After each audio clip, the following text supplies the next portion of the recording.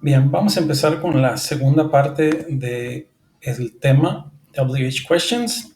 Ahora, en caso que el verbo principal de la oración sea cualquier otro verbo que no sea to be, debes usar el to do como auxiliar interrogativo.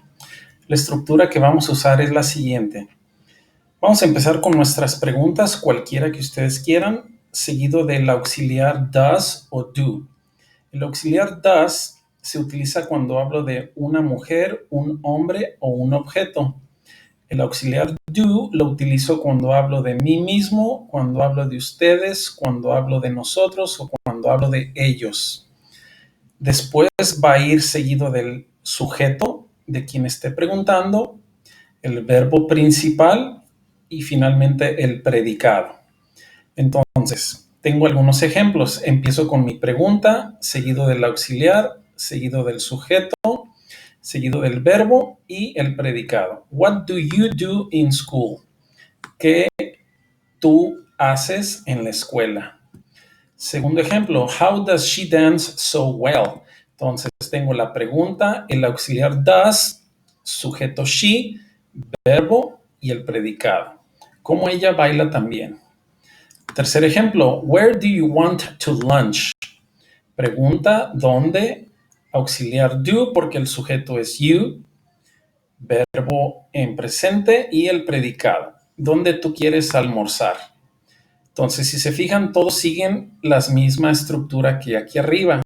Pregunta, auxiliar, do o does, dependiendo de quién esté hablando, seguido del sujeto, seguido de un verbo y el predicado al final. Bien, vamos a hacer algunos ejercicios. Ustedes van a traducir las siguientes preguntas al inglés utilizando la estructura que acabamos de explicar. Y son 4 ejemplos, están bien sencillitos. Yo voy a hacer el primero para que vean cómo se hace. Entonces, tengo la pregunta, ¿cómo juega José PlayStation 4? ¿Cómo se traduce como how? José es uno y es hombre, entonces el auxiliar es does. El sujeto es José. El verbo jugar es play y el predicado es PlayStation 4. Es decir que la pregunta, ¿cómo juega José PlayStation 4? En inglés se dice, how does José play PS4? Es decir, empiezo con la pregunta, el auxiliar, el sujeto, el verbo en presente simple y el predicado. Entonces, ustedes van a traducir las otras 3 como parte de su evidencia. En el siguiente ejercicio, lo que va a suceder es que ustedes en los renglones en blanco van a colocar las palabras auxiliares do o does, según corresponda. Recuerden que el do se utiliza cuando hablo de muchos y el does lo utilizo cuando hablo de un solo sujeto. El ejercicio 4 y el 8 los voy a hacer yo. Entonces aquí estoy hablando de cholos, muchos, quiere decir que el auxiliar que voy a utilizar es do, porque estoy hablando de muchos, plural, entonces where do cholos play? El ejercicio 8 estoy hablando de Timothy o Timoteo, que es uno, entonces aquí el auxiliar que se utiliza es does. La pregunta completa diría, who does Timothy invite to calle Sexta? Correcto. Siguiente ejercicio que ustedes van a realizar, tenemos las preguntas, pero las palabras están revueltas, entonces ustedes necesitan colocarlas en orden para que formen preguntas que tengan sentido. Yo voy a hacer la número 3, ustedes van a contestar la 1, 2 y 4 en casa.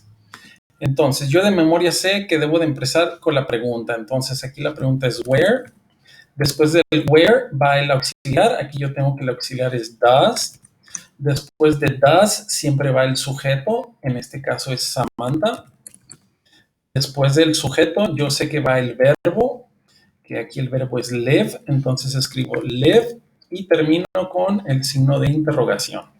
Entonces, quiere decir que esta pregunta de español a inglés,